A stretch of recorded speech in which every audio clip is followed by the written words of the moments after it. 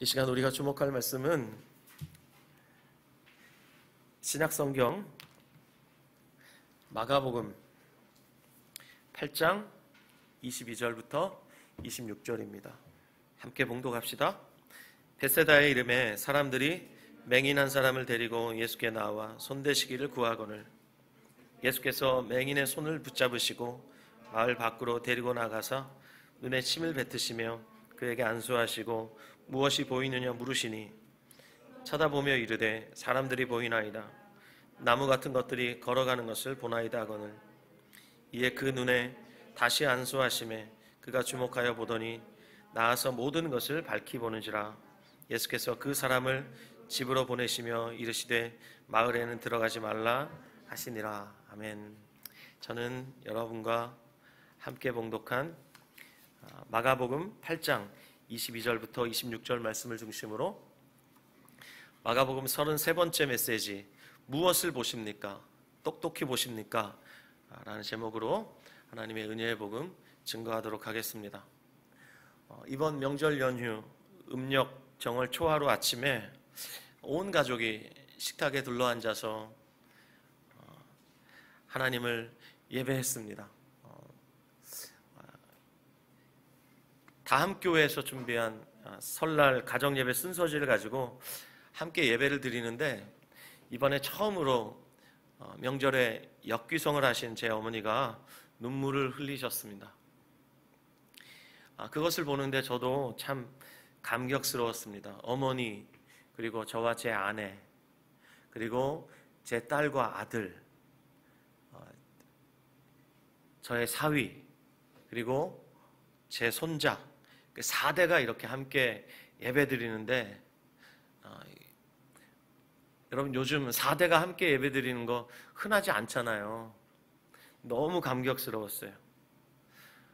고등학교 1학년 때부터 저는 예수님을 제 인생의 주인으로 섬기기 시작했는데 그때부터 명절은 늘 애틋한 날들의 연속이었습니다. 특히 제삿날이나 명절에 차례를 지내는 때가 되면 모든 가족들이 제사상 앞에서 엎드려 절했고 저는 혼자 제일 뒤에 서서 온갖 눈칫밥을 먹어가면서 마음속으로 얼마나 간절히 기도했는지 모릅니다. 우리 가문이 예수님을 믿게 해주십시오. 그런데 이번에 4대가 함께 예배하면서 제가 확인할 수 있었습니다. 어느덧 주님께서 제 기도에 신실하게 응답해 주고 계시구나. 물론 주님께로 돌아와야 할 가족들 여전히 남아 있습니다. 그러나 낙심하지 않을 겁니다.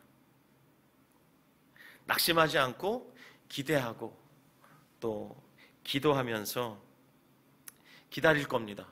그리고 때를 얻든지 얻지 못하든지 복음을 전할 겁니다. 무엇보다 이번 명절이 좋았던 것은 이제 곧 돌을 맞이하는 제 손자와 3박 4일 동안 함께 있을 수 있었다는 겁니다. 근데 제 손자는 아직 제가 누군지 몰라요.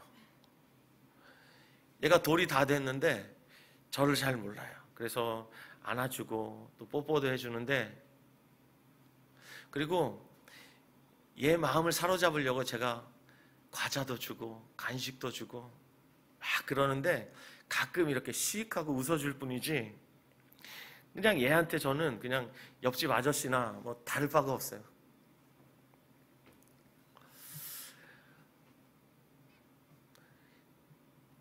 그 상황을 제가 경험하면서 호세아 6장 6절 말씀이 생각이 났어요. 제가 세 번역으로 읽겠습니다. 내가 바라는 것은 변함없는 사랑이지 제사가 아니다. 불살라 바치는 제사보다는 너희가 나 하나님을 알기를 더 바란다. 우리가 이 시간에 이 자리에 앉아서 하나님을 찬양하고 또 하나님 앞에 기도를 드리고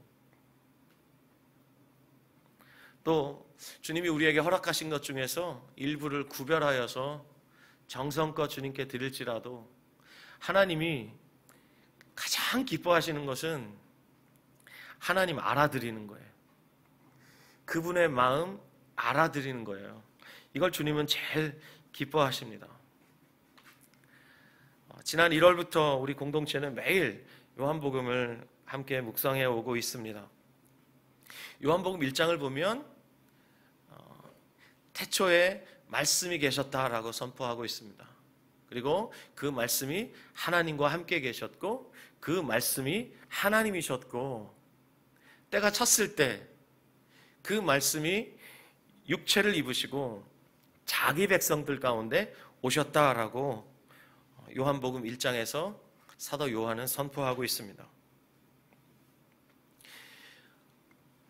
말씀이신 예수님께서 육체를 입으시고 자기 백성들 가운데 오셨을 때 그때의 상황을 요한복음 1장 9절부터 13절은 이렇게 선포하고 있습니다. 세번역 성경으로 제가 봉독하겠습니다. 참 빛이 있었다. 그 빛이 세상에 와서 모든 사람을 비추고 있다. 그는 세상에 계셨다. 세상이 그로 말미암아 생겨났는데도 세상은 그를 알아보지 못하였다. 그가 자기 땅에 오셨으나 그의 백성은 그를 맞아들이지 않았다. 예수님은 영원 전부터 하나님의 아들로서 존재하고 계셨습니다.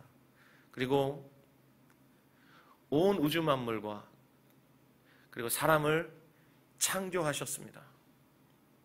그리고 삼위 하나님께서 때가 되었을 때 하나님의 나라를 이 땅에 세우시기 위해서 한 민족을 선택하시죠. 이스라엘, 그들을 선택하셨고 때가 찼을 때 하나님께서 그 아들을 보내셨습니다. 예수님께서 육체를 입으시고 팔레스타인 땅에 태어나시고 그리고 때가 되었을 때 공생애를 시작하시면서 하나님의 나라를 선포하셨습니다. 하나님 나라의 왕으로서 하나님 나라를 선포하셨는데 놀랍게도 그 나라의 백성들은 그 왕을 알아보지 못했습니다. 뿐만 아니라 그 왕을 배척하고 십자가에 못 박아 죽였습니다. 예수님은 수많은 비유와 그리고 수많은 기적을 통해서 하나님 백성들을 가르치셨습니다. 특히 예수님이 하나님의 아들, 즉 메시아라는 것을 말씀하시기 위해서 수많은 표적들을 행하셨는데 유대인들은 놀랍게도 하나님의 아들이시며 메시아이신 예수님을 전혀 알아보지 못했습니다. 심지어 예수님이 선택하신 12제자와 수많은 제자들도 예수님을 알아보지 못했습니다. 제가 지난해 연말에 마지막 주에 마가복음 8장 11절부터 21절 말씀을 통해서 보리떡 7개와 작은 생선 2마리로 4,000명을 먹이신 예수님의 이야기를 여러분과 나눴습니다. 그리고 그 기적을 경험했던 이 제자들의 상태를 보시면서 탄식하셨던 예수님의 마음을 조금이나마 느껴보았습니다. 자, 다시 한번 이 이야기를 우리가 살펴보고자 합니다. 마가복음 8장 17절, 18절 말씀 읽겠습니다. 마가복음 8장 17절, 18절 시작. 예수께서 아시고 이르시되 너희가 어찌 떡이 없으므로 수군거리느냐? 아직도 알지 못하며 깨닫지 못하느냐? 너희 마음이 둔하냐? 너희가 눈이 있어도 보지 못하며 귀가 있어도 듣지 못하느냐? 또 기억하지 못하느냐? 예수님의 탄식입니다. 특히 18절 하반절에 보면 너희가 눈이 있어도 보지 못하며 귀가 있어도 듣지 못하느냐? 자, 예수님이 보실 때 보지 못하고 듣지 못하는 제자들, 그들은 눈이 있어도 보지 못하는 맹인이나 다름없었고 들을 귀가 있음에도 듣지 못하는 귀머거리나 마찬가지였습니다. 자, 오늘 우리가 봉독한 8장 22절부터 26절 이 말씀은 예수님께서 벳세다 라는 곳에서 맹인 한 사람을 만나는 것으로 시작이 됩니다. 본문 22절 보시죠. 벳세다 이름의 사람들이 맹인 한 사람을 데리고 예수께 나와 손대시기를 구하거늘. 오늘의 본문의 요지는 간단합니다. 예수님께서 이 사람의 눈을 뜨게 하셨다는 겁니다. 이 벳세다에 있는 맹인 한 사람의 눈을 뜨게 하신 이 사건은 마태, 마가, 누가, 요한 이 네 가지의 복음서 중에 오직 마가복음에만 기록되어 있습니다. 그렇다면 마가는 예수님의 수많은 기적들 중에 예수님이 베푸셨던 수많은 사건들 중에서 왜 하필이면 이 이야기를 마가복음의 중심에 기록해 놓았을까요? 아니, 하나님께서 왜 이 사건을 마가에게 그 마음에 허락하셔서 마가가 이 복음서를 기록할 때 하나님께서 성령으로 감동하셔서 이 이야기를 여기에다가 기록할 수 있도록 허락하셨을까요? 왜냐하면 벳세다에서 눈먼 이 맹인한 사람, 이 사람이 바로 눈먼 제자들의 상태를 정확하게 반영하고 있기 때문입니다. 상징하고 있기 때문입니다. 여러분 아시는 것처럼 예수님의 12제자와 또 수많은 제자들을 대표하는 사람이 베드로예요. 근데 그 베드로의 고향이 어딘 줄 아십니까? 바로 벳세다예요. 베드로와 안드레와 빌립, 이들이 벳세다 사람들이에요.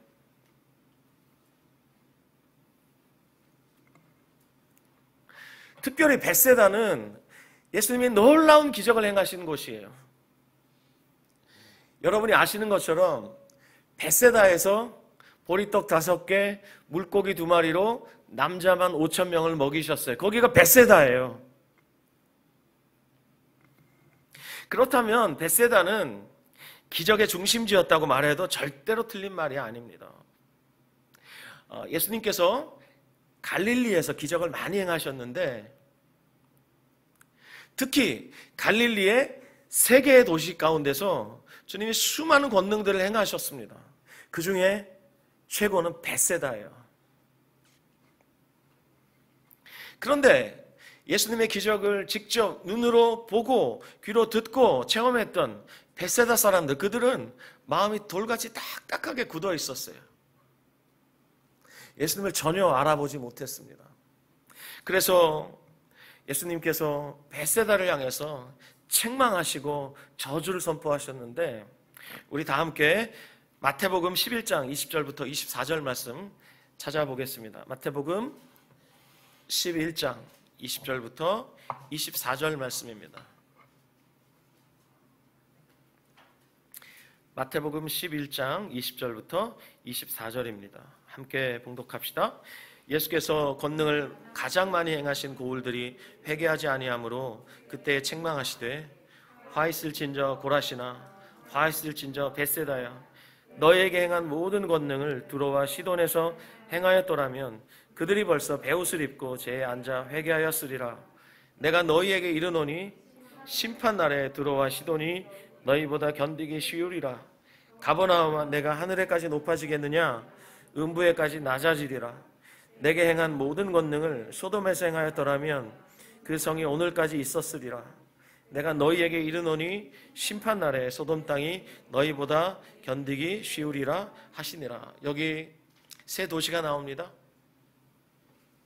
고라신, 그리고 벳세다, 가버나움. 특히 벳세다는 예수님이 행하신 수많은 기적을 보고도 예수님을 하나님의 아들로 메시아로 알아보지 못했습니다. 자, 이 마을, 이 벳세다라는 도시에서 제자들을 불러내셨어요. 그가 바로 베드로, 안드레, 빌립이었어요. 그렇다면 회개하지 않았던 이 벳세다는 말입니다. 영적으로 무지했던 제자들하고 너무너무 닮아있는 도시예요. 자, 오늘 본문 8장 2절부터 26절로 다시 돌아가셔서 본문 23절을 보시면 예수님께서 이 맹인한 사람을 그의 손을 붙잡고 마을 밖으로 데리고 나가시는 것을 볼 수 있습니다. 그리고 마을 바깥에 데리고 가셔서 그의 눈에 침을 뱉으셨습니다. 여기 눈이라고 번역된 이 단어는 이 눈동자를 가리키는 단어가 아니라, 여러분 저 보세요. 눈동자를 덮고 있는 이 눈꺼풀을 가리키는 거예요. 이 눈꺼풀에 침을 뱉으시고 안수하셨어요. 그리고 물어보셨어요. 무엇이 보이냐고. 오늘의 설교 제목, 무엇을 보십니까? 똑똑히 보십니까? 인데요, 예수님이 이 맹인에게 물으셨습니다. 무엇이 보이느냐? 그때 그가 24절처럼 답했습니다. 사람들이 보이나이다. 나무 같은 것들이 걸어가는 것을 보나이다. 자, 그가 나무를 알고 있어요. 이것으로 봤을 때 이 사람은 아마 나면서부터 맹인이 되진 않았던 것 같아요. 살면서 어떤 이유인지 모르겠지만 살면서 눈이 점점 어두워졌던지, 어떤 사고를 계기로 실명을 했던지 그렇게 됐을 겁니다.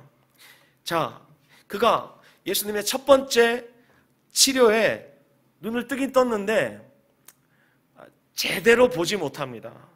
그랬을 때 25절 말씀대로 예수님이 다시 그의 눈에 안수하셨습니다. 여기 25절에 나오는 눈은 이 눈동자를 가리키는 거예요.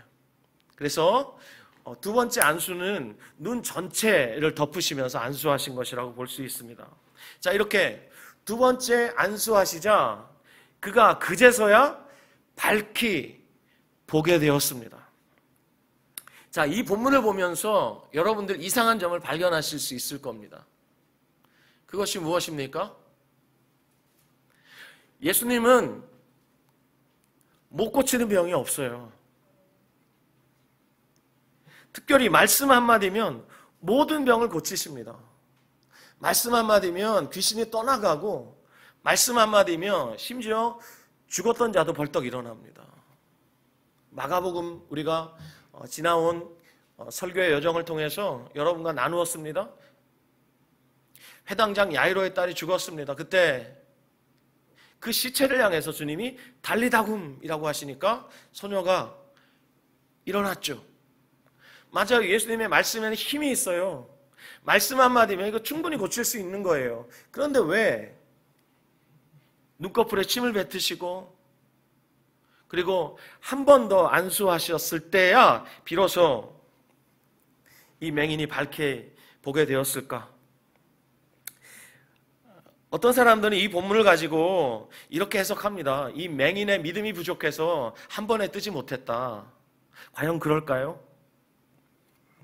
또 병고침 사역을 하시는 분들이 사역 현장에서 낫지 않을 때, 병고침이 잘 일어나지 않을 때 그들이 이렇게 핑계를 댑니다. 어떻게 해요? 환자의 믿음이 부족해서 잘 낫지 않는 것이다. 그렇게 쓰라고 주신 본문이 아닙니다. 주님은 죽은 자도 살리시는 분이신데 주님께 능치 못함이 있겠습니까? 그런 일은 절대 있을 수 없습니다. 자, 그렇다면 왜 이 벳세다의 맹인의 눈을 두 번에 걸쳐서 뜨게 하셨을까? 이것을 여러분 오늘 깊이 마음속에 질문하시면서 이 설교를 들으셔야 됩니다. 여러분, 원래 성경은 장절의 구분이 없었어요. 예를 들어서 초대교회 성도들이 이 마가복음, 두루마리로 된 이 마가복음을 받아 들었을 땐 어떻게 읽은 줄 아세요? 1장부터 16장까지 그냥 한 번에 다 읽었어요. 장절 구분이 없었기 때문에 읽으면서 문맥으로 다 이해했어요. 앞에 나오는 이야기와 뒤에 나오는 이야기가 전혀 별개의 것이 아니라 하나예요. 유기적으로 이 이야기들이 다 얽혀 있어요. 그런데 13세기에 어떤 사람이 장을 구분했어요. 그래서 신구약 성경 전체를 1189장으로 나눴어요. 엄청 많죠. 그리고 16세기에 어떤 사람이 절을 나눴어요. 그렇게 해서 지금 교회가 장절로 구분해서 성경을 묵상해요. 전체를 읽지 않고 부분 묵상을 해요. 그러니까 이것이 어떤 때는 묵상에 도움이 되지만 사실은 많은 것을 우리가 손해를 보고 있는 것입니다. 성경은 전체를 한 번에 읽어야 되는 거예요. 마가복음을 손에 들었다 그러면 1장부터 16장까지 그냥 한다름에 읽어버려야 되는 겁니다. 그렇기 때문에 예수님께서 두 번에 걸쳐서 눈을 뜨게 하신 이 사건은 바로 앞에 나오는 본문하고 연결되어 있다는 것을 우리가 볼 필요가 있습니다. 그래서 19절, 20절 말씀을 우리가 보아야 합니다. 19절, 20절 말씀 우리 같이 읽을까요? 19절, 20절 시작. 내가 떡 5개를 5,000명에게 떼어줄 때 조각 몇 바구니를 거두었더냐? 이르되 12이니이다. 또 7개를 4,000명에게 떼어줄 때 조각 몇 광주를 거두었더냐? 이르되 7이니이다. 그렇습니다. 예수님께서 두 번에 걸쳐서 눈을 뜨게 하신 이유가 바로 19절, 20절 말씀과 정확하게 연관되어 있는 것입니다. 보리떡 5개, 물고기 2마리, 오병이어라고 하죠. 이 오병이어의 기적을 경험했던 제자들, 그리고 보리떡 7개, 그리고 작은 생선 2마리로 4,000명을 먹이신 칠병이어라고 해요. 이 두 가지 기적을 경험했던 제자들이 보였던 그 반응 때문에 주님께서 두 번에 걸쳐서 소경의 눈을 뜨게 하신 거예요. 그렇다면 이 두 가지 사건을 우리가 살펴볼 필요가 있겠죠. 전체를 살펴볼 필요는 없고요. 제가 이 메시지를 준비하면서 주목했던 것이 있어요. 오병이어나 칠병이어, 이 사건들, 이 놀라운 기적들의 결말이 똑같아요. 자, 먼저 오병이어의 결말을 보겠습니다. 마가복음 6장 52절 찾아서 읽겠습니다. 마가복음 6장 52절.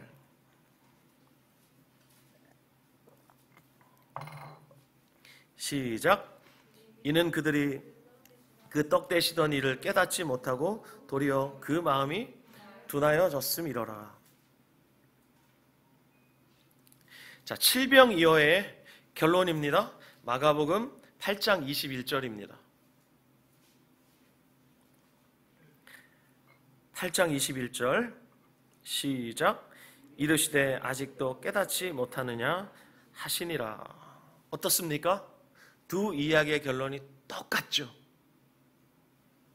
눈이 있어도 보지 못하는 이 맹인 같은 이 제자들의 영적인 무지를 폭로하는 것, 이것이 오병이어와 칠병이어 이야기의 결론이에요. 그 엄청난 것을 경험하고도 제자들의 눈이 감겨져 있었어요. 귀가 막혀 있었고 그들의 마음이 둔하여져 있었어요. 그리고 예수님이 누구이신지 그들은 알지 못해요. 이 제자들의 무지와 지금 베세다의 눈먼 맹인의 형편이 똑같습니다. 이 두 번의 기적을 경험하고도 여전히 눈이 가려져 있는 이 제자들의 눈이 이제는 열려야 한다는 것을 주님이 말씀하시기 위해서 베세다 맹인의 눈을 두 번에 걸쳐서 열어주신 겁니다. 자, 그의 눈에 손을 대시면서 물어보셨죠? 무엇이 보이냐고. 그랬을 때 나무 같은 것이 걸어가는 것이 보입니다. 그렇게 희미하게 봤습니다. 자, 다음 주에 마가복음 8장 27절부터 제가 여러분에게 설교할 텐데 마가복음 8장 29절을 먼저 한번 보겠습니다. 마가복음 8장 29절. 마가복음 8장 29절 시작. 또 물으시되 너희는 나를 누구라 하느냐? 베드로가 대답하여 이르되 주는 그리스도시니이다 하매. 베드로의 놀라운 신앙의 고백입니다. 뭐라고 고백했습니까? 주는 그리스도이십니다. 베드로의 눈이 조금 열린 거예요. 이렇게 주님을 향해서 그리스도십니다라고 고백했을 때 지난주에 우리 백승님 목사를 통해서 우리가 설교를 들었어요.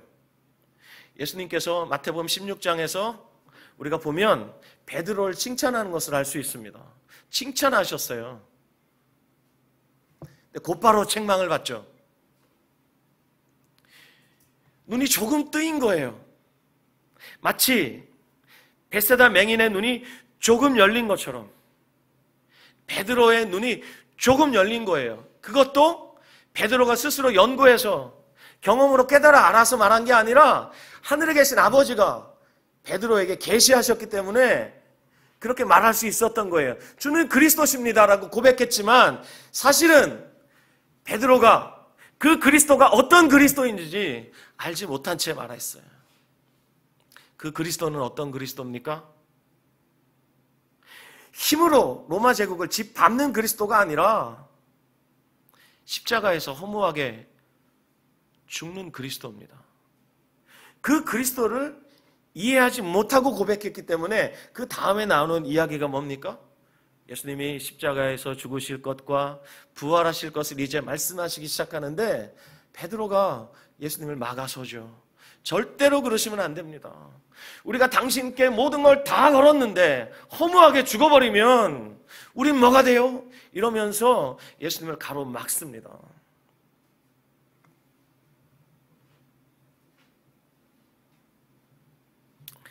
베드로의 눈이 완전히 열리는 것은 예수님이 부활하신 이후예요.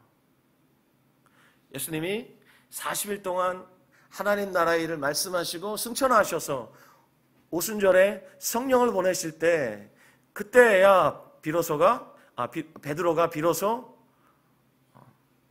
예수님이 누구이신지 명확하게 알게 됩니다. 자, 그렇다면 오늘의 이 짧은 본문 마가복음 8장 22절부터 26절 벳세다 맹인이 두 번에 걸쳐서 눈뜬 이야기를 통해서 주님이 저와 여러분에게 하시고자 하시는 말씀은 무엇일까요?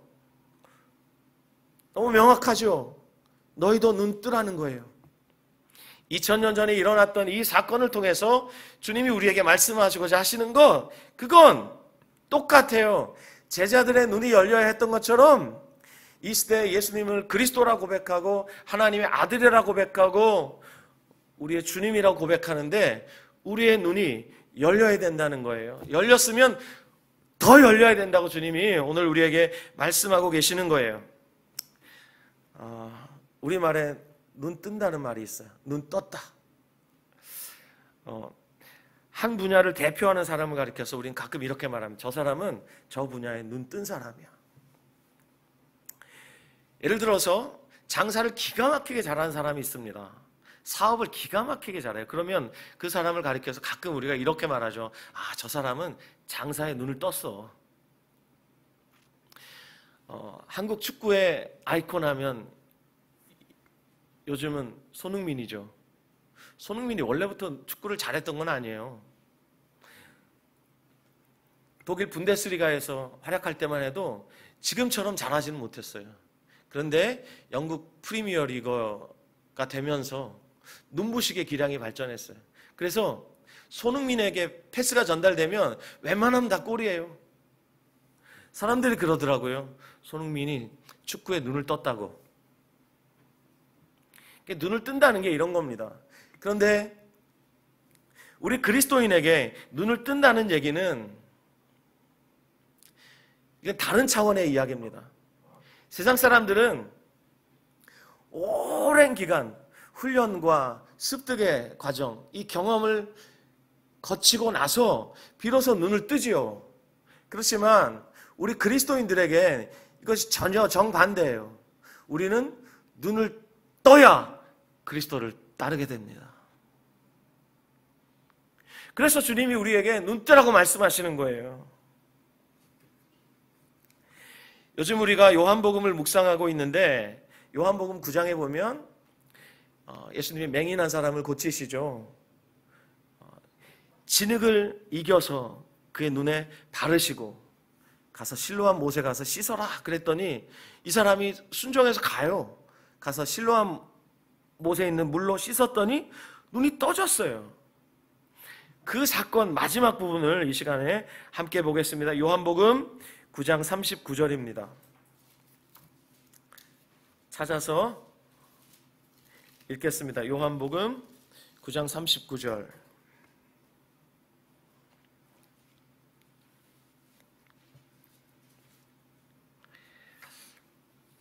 같이 읽읍시다. 시작.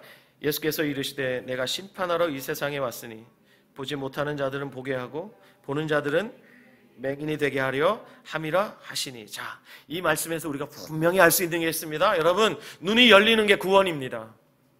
구원이 무엇입니까? 눈이 열리는 것입니다. 방금 말씀 읽었잖아요. 보지 못하는 자들은 보게 하고, 보지 못하는 자들의 눈을 열어서 보게 하는 것, 이것이 구원입니다. 반대로 보는 자들은 맹인되게 하시는 것, 이것이 심판입니다. 구원은 우리의 눈을 열어주시는 것이고, 심판은 우리의 눈을 닫아버리시는 겁니다. 이것이 예수님의 구원과 심판 사역을 비유로 상징하고 있는 것입니다. 이 말씀을 듣자 예수님과 함께 있던 바리새인들이 이렇게 말하죠. 우리도 맹인인가? 너무 밋밋하게 번역되어 있어요. 우리도 맹인인가? 이건 자저 섞인 말이에요. 피식 웃으면서, 갓잔 타는 듯이 피식 웃으면서 이렇게 말하는 거죠. 참, 그럼 우리가 맹인이라는 얘기야? 재수없어. 이런 얘기예요.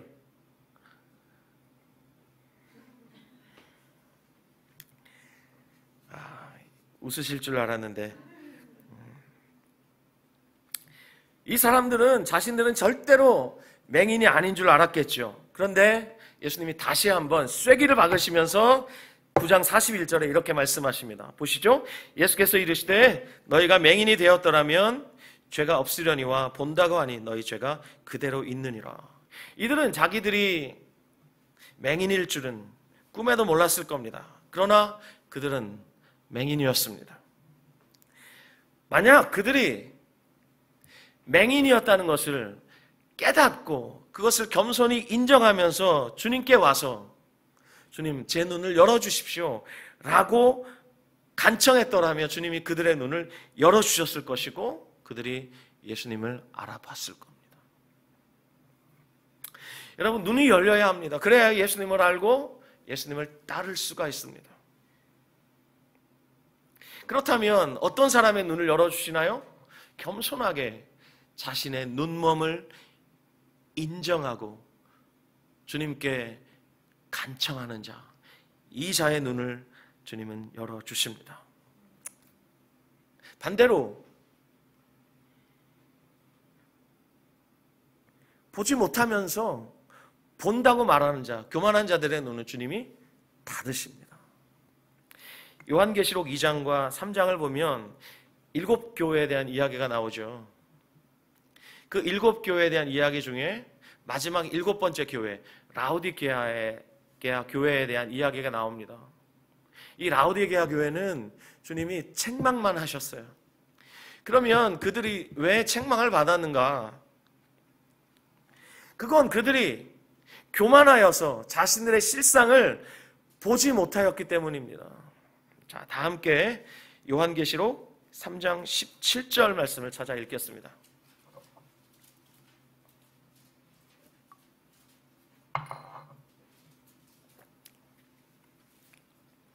요한계시록 3장 17절.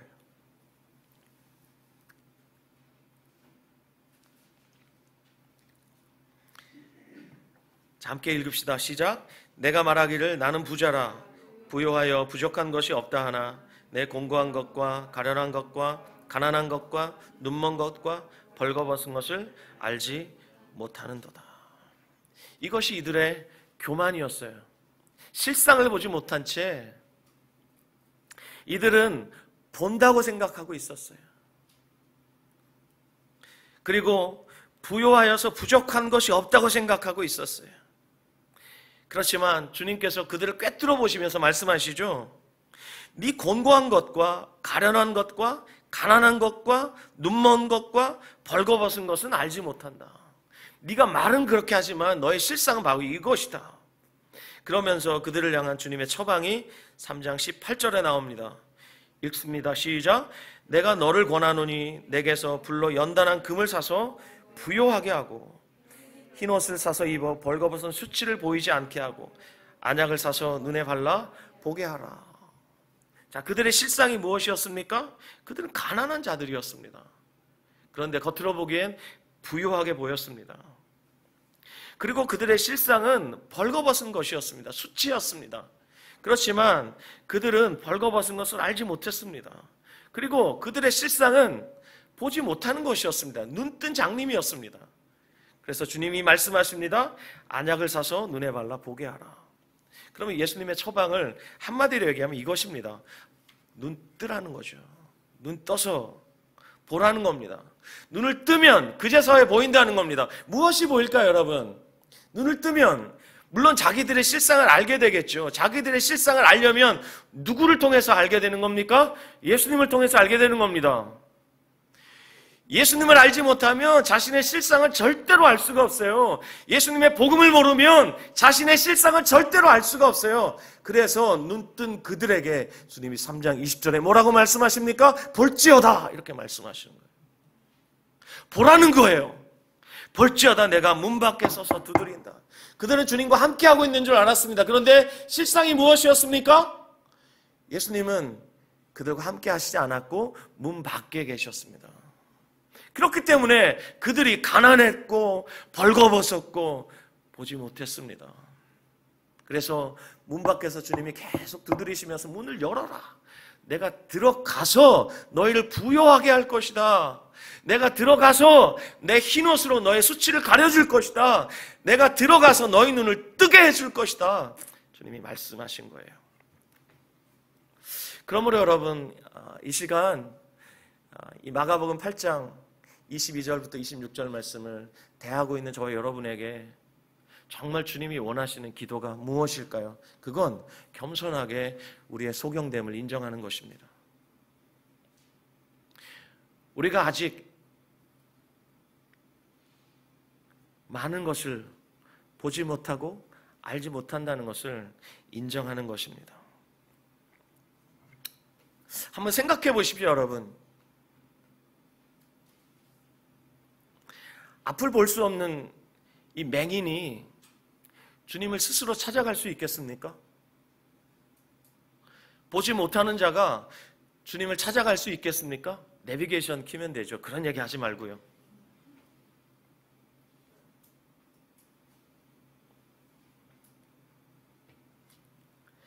주님께서 그에게 찾아오시지 않으면 안 되는 겁니다. 지난주에 우리 백승민 목사를 통해서 주님이 우리 공동체에게 말씀하셨어요. 베드로가 놀라운 신앙 고백을 했죠. 주는 그리스도시요 살아계신 하나님의 아들입니다. 그때 예수님이 네가 복이 있다 칭찬하시면서 그것을 내게 알게 하는 이는 혈육이 아니요 하늘에 계신 내 아버지다. 주님이 이렇게 말씀하셨어요. 맞아요. 베드로가 조금 눈을 떴는데 그것조차도 하나님께서 친히 열어주셨다는 겁니다. 온 우주 만물과 그 안에 사람을 창조하신 하나님은 온 우주 만물보다 크신 분이에요. 그렇죠? 네, 우주보다 크신 분이 우주를 창조하셨죠.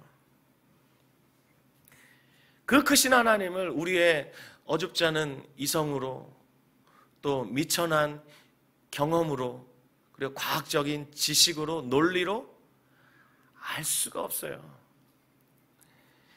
여러분 앞에 설교하고 있는 저도 주님을 안다고 하지만 티끌 정도에 불과한 거예요.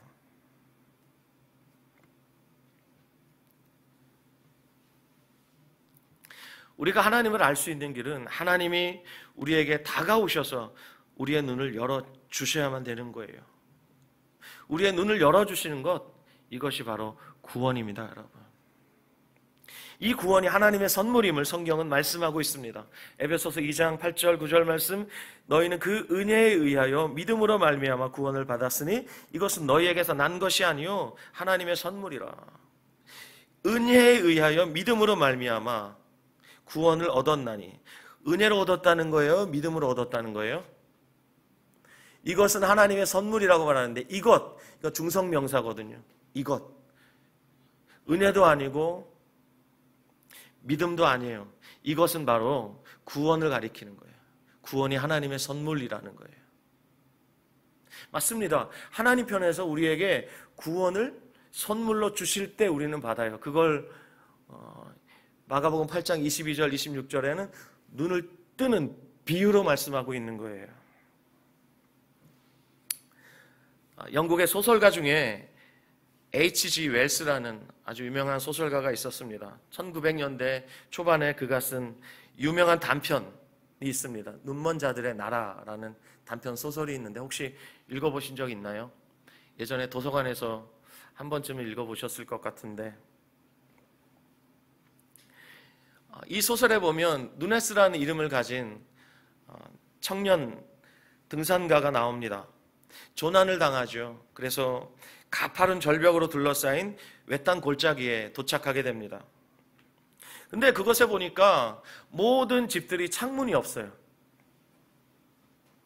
그리고 길들이 거미줄처럼 뻗어 있어요. 참 이상한 마을이에요. 더 이상한 것은 거기에 살고 있는 사람들이 전부 맹인이에요. 한 명도 예외 없이. 물론 소설 속의 이야기지만 그 마을에 사는 사람 전부가 맹인들이에요. 그런데 그들은 아무 문제 없이 잘 살고 있어요. 눈뜬 사람은 이 누네스라는 이름을 가진 청년 한 사람밖에 없어요. 그래서 맹인의 나라에선 외눈만 있어도 왕이다라는 말이 있잖아요. 한쪽 눈만 떠도 왕이 될 수 있는 거예요. 그래서 이 누네스가 거기 있는 사람들에게 여러 가지를 가르쳐 주려고 하고 설명해 주려고 합니다. 그런데 그들의 반응이 무엇인 줄 압니까? 그들에겐 본다라는 개념 자체가 없어요. 그렇기 때문에 이 누네스를 미친 사람으로 취급합니다. 누네스가 이렇게 말합니다. 나는 길을 봅니다. 나를 따라오십시오. 그러면 사람들이 뭐라고 하는 줄 알아요? 바보 같은 소리 하지 말고 내 발자국 소리 듣고 따라오세요. 또 그들은 절벽 끝이 세상 끝이라고 생각합니다. 거기가 전부예요. 근데 누네스는 말해줍니다. 아닙니다. 이 세상은 엄청 넓습니다. 그리고 그들은 하늘이 동굴 천정처럼 생겼다고 생각합니다. 누네스가 설명해 줍니다. 아닙니다. 하늘은 끝없이 광대하고 낮에는 태양이 뜨고 그리고 밤에는 별빛이 쏟아집니다. 이런 얘기를 하는데 믿지 않습니다. 아무리 설명을 해도 이 맹인들이 알아듣지 못하기 때문에 결국 누네스는 설명을 포기합니다. 점점 사람들에게 바보 취급을 당하고 그리고 뇌에는 장애가 있는 사람 취급을 받게 되는데 결국 모든 것을 포기하고 그들의 기준에 맞추어서 순응하며 살아갑니다. 그러다가 한 여자를 만나게 됩니다. 물론 이 여자도 맹인입니다. 그 여자를 사랑하게 됩니다. 결혼하고 싶어 하는데 마을 장로들이 반대합니다. 그러자 그 마을에 의사 한 명이 있었는데 이 사람이 이런 제안을 하죠. 이 사람의 문제는 얼굴에 움푹 들어간 부위 때문이다. 그 부분만 제거하면 그도 정상이 될 수 있다.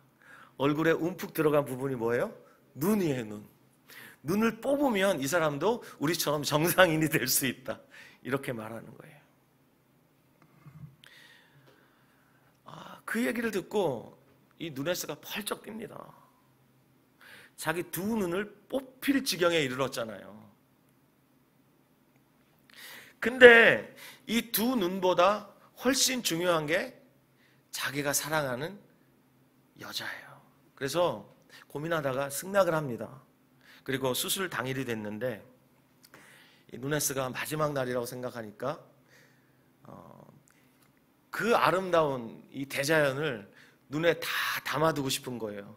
자기 마음속에 선명하게 담아두고 싶은 거예요. 그래서 이른 아침에 찬란하게 떠오르는 태양을 보기 위해서 절벽 끝으로 가서 찬란한 태양의 그 위대한 빛을 보면서 와, 황홀경에 빠집니다.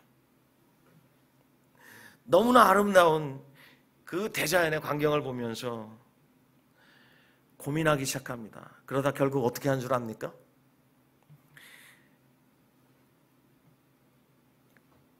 절벽을 기어 올라서 결국은 그 골짜기를 빠져서 탈출합니다. 사랑하는 이 여자보다 자기 눈이 훨씬 소중하다는 것을 그제야 깨닫고 그것을 탈출해요. 두 눈도 다 빼서 줄 것 같았는데 결국은 그 여자를 버리고 자기 눈을 온전히 보존한 채 거기를 탈출해 나와요. 이것이 소설의 마지막입니다.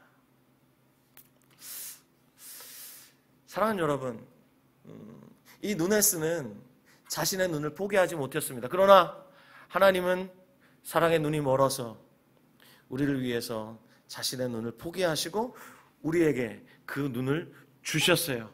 그래서 우리의 눈을 뜨게 해주셨어요. 이것이 하나님의 사랑입니다. 초기 기독교의 위대한 교부였던 어거스틴이 남긴 유명한 말 중에 하나님은 세상에 단 한 사람밖에 없는 것처럼 나를 사랑하신다. 예수님도 말씀하셨어요. 하나님이 나를 사랑하시는 것처럼 너희들을 사랑한다. 그럼 이 말을 믿을 수 있으세요? 하나님이 예수님을 사랑하시는 것과 똑같이 저와 여러분들을 사랑하신대요. 아무도 아멘을 안 하시네. 우리가 이런 사랑을 받고 있어요. 하나님이 사랑의 눈이 멀어서 우리를 이처럼 사랑하셔서 결국은 눈뿐 아니라 그 아들을 우리에게 내어주셨어요. 그래서 우리의 눈을 열어주신 거예요. 근데 우리의 눈이 아직 온전히 다 열리지는 못했어요. 이 맹인의 눈을 주님이 첫 번째로 열어주셨을 때 희미하게 보잖아요. 그런 것처럼 우리들은 아직도 희미하게 예수님을 보고 그렇게 예수님을 어줍지 않게 따라가고 있어요. 제가 화요일 오전마다 성경을 가르치는데 거기에 많은 권사님들 들어오시고 또 뭐 전도사님들 들어오시고 그렇게 한 10여 명 이렇게 모여서 성경을 배워요. 근데 거기에 한 권사님이 이런 고백을 했어요. 전에는 복음을 몰라서 너무 안타까웠대요. 너무 답답하고 복음을 너무 알고 싶은데 복음을 모르겠으니까 너무 답답하고 안타까워 죽겠더라는 거예요. 그런데 주님이 복음을 들려주시고 복음을 깨닫게 하시면서 눈을 열어주셨는데 지금은 무엇이 고민이냐면 받은 복음대로 살지 못하는 자기 자신 때문에 너무 속상하다는 거예요. 눈이 조금 열렸는데 그래 주님을 조금 알겠는데 더욱 알고 싶은데 그게 잘 안 된다는 거예요. 주님을 가까이 따라가고 싶은데 복음대로 살고 싶은데 그게 안 되니까 너무너무 답답하고 안타깝다는 거예요. 여러분들 그렇습니까? 저도 그렇습니다. 주님을 안다고 말하지만 지난 한 10여 년 동안 성경을 연구하면서 한 책의 사람이 돼야지 그러면서 수많은 시간 교재를 쓰고 또 가르치고 수많은 특강 교재를 만들고 특강을 하고 이렇게 해오면서 제 마음에 빛이 많이 들어왔다는 걸 제가 알게 됐어요. 제 눈이 많이 열렸다는 걸 제가 알게 됐어요. 하지만 아직 저는 멀었습니다.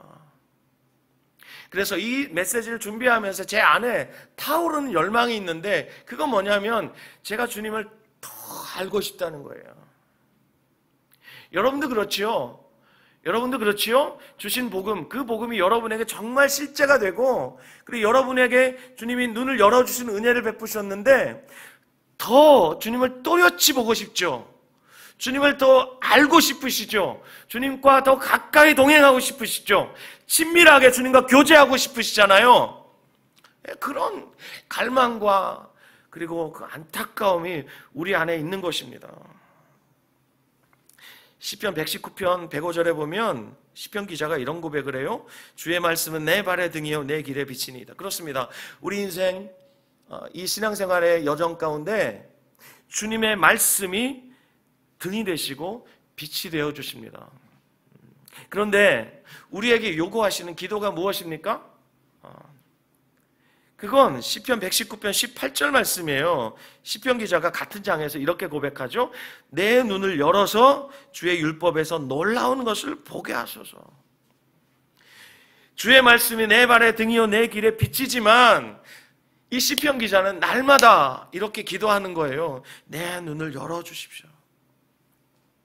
내 눈을 열어주셔서 주의 법에 놀라운 것을 보게 해주십시오. 그렇습니다. 이것이 우리 신앙생활의 성패를 좌우합니다.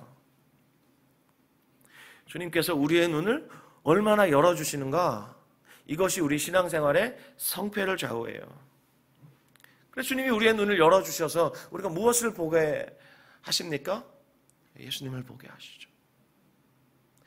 예수님 누구신가? 예수님이 무엇을 하셨는가? 그리고 예수님이 지금 무엇을 하고 계시고, 그리고 앞으로 예수님이 남아있는 역사 속에서 무엇을 하실 것인가? 이것이 우리의 첨예한 관심사가 되어야 되는 거예요. 주님이 행하신 일들, 그것을 나를 향해서 행하신 일들이라고 받아들이는 것, 이걸 우리가 믿음이라고 말합니다.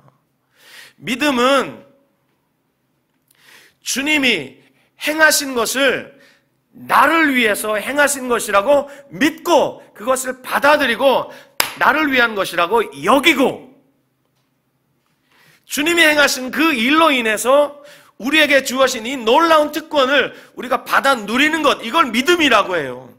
이게 믿음이야. 믿습니다. 이게 믿음이 아니라 주님이 무엇을 하셨지? 여러분, 주님이 우리를 위해서 무엇을 하셨습니까? 주님은 우리가 살아야 할 삶을 살아주셨고 우리가 죽어야 할 죽음을 대신 죽으셨습니다. 믿으시면 아멘? 그렇습니다.